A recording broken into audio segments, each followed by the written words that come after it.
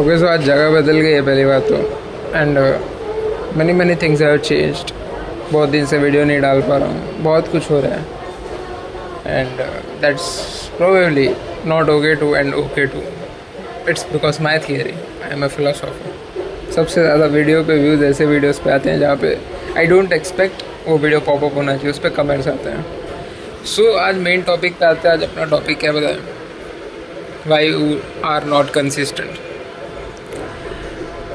I am not मैं कोई ऐसा बंदा नहीं हूँ दैट आई हैव रिसर्च, मैं कोई साइंटिस्ट नहीं हूँ।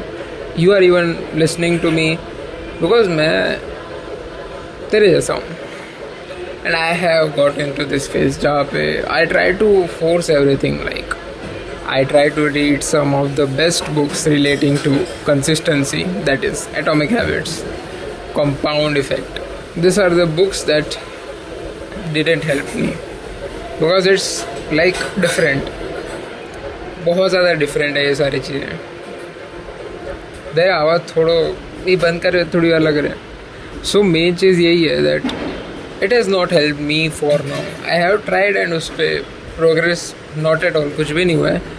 बट मेरा कहना ये है that the thing is you have to find your own consistency things. Because तुझे पता है ये तूने बहुत सारे ऐसे काम किए हैं, लाइक प्लेइंग अ गेम, बहुत कुछ ऐसा किया है जिसमें तू फ्लो में चले जाता है। तुझे कुछ फॉलो करने का ज़रूरत नहीं पड़ता है सारी चीज़ में। You don't follow anything, you just be in the flow. And इतने दिनों तक तू करता है, क्यों करता है? Why are you doing that? So वही है, you have to find some of the things from your inner side. ये सारी चीज़ें एक्सटर्नली नहीं हो सकती है। You can't force yourself by doing the things. Like एक ऐप ले लेना जिसमें हम कंसिस्टेंसी करते हैं। Journaling is a good thing I would say, but I still say that it is more inner. हमें खुद के साथ ज़्यादा रहना चाहिए, and journaling is a part जो कि मैं अब तक करता हूँ। I did use to do it, but the thing is it has worked for me very little. Main चीज़ जो मेरे लिए काम करी है वो है that is probably it has all, मतलब मेरे लिए काम नहीं करी है, मैंने खुद ने देखा है मेरे दोस्त के साथ। It is probably with my friend, that is visualization. Visualization is the thing that creates a mental picture जहाँ पे तुझे like एक पहले से ही विनर इमेज दिख जाती है, जहाँ पे तूने वो गोल अचीव कर लिया है।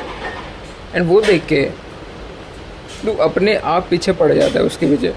एंड ये सारी चीज़ें साइकोसाइबरनेटिक्स पे लिखी हुई है, जहाँ पे विजुअलाइजेशन से लेकर सब सारी इनर चीज़ें डॉक्टर मैक्स मॉल्स ने बताया है। I am studying a lot and मैं इंसान हूँ। सो यही है। So you have to just like visualize करना सीखना पड़ेगा तुझे। And I am telling you, visualizing, मेरे दोस्त ने इतना बताया उसने कि विजुअलाइज करना सबसे ज़्यादा हार्ड चीज़ है। बिकॉज एक टाइम पे तुझे सीखना आ गया वो इजी चीज़ बन जाएगी, बट उसका जो मेन स्क्रू एंड वायर्स होते हैं तेरे माइंड के, वो तुझे फाइंड करने में बहुत दिक्कत होगी। It will take a lot of time, a less time, because it's your body. तुझे आता होगा अच्छी बात है, तुझे नहीं आता है it's none of fault, because we are humans and हमें प्रैक्टिस करना चाहिए। So first thing is visualisation, and the second thing is probably doing the things. Yes doing the things. नहीं, it's not the thing. Second thing is removing the scars that you had.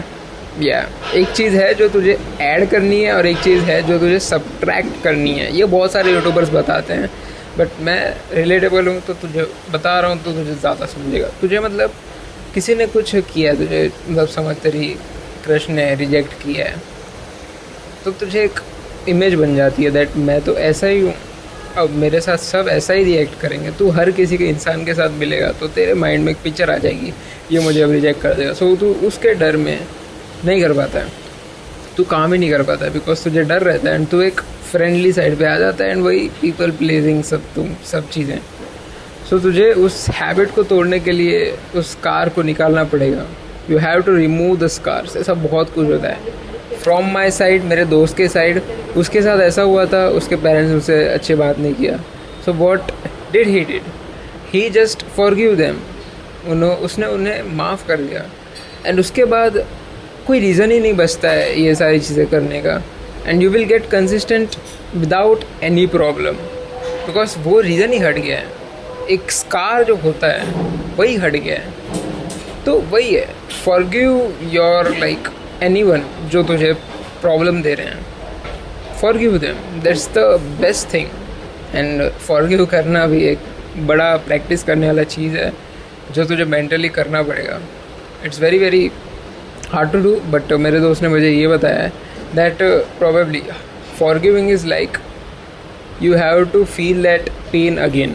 जो तेरे साथ हुआ है वो एक pen आएगा तेरे पास, जब चीज़ें होती है ना तेरे साथ, तेरे पास पेन आएगा वो, तो उस मोमेंट पे ना तुझे लाइक उस पेन को फील करना है बस, and you have to say forgive that and forgive it totally. Fake मत करना, जस्ट फॉरगिव इट। भगवान फॉरगिव करने बोलते हैं, सो व्हाई कांट यू?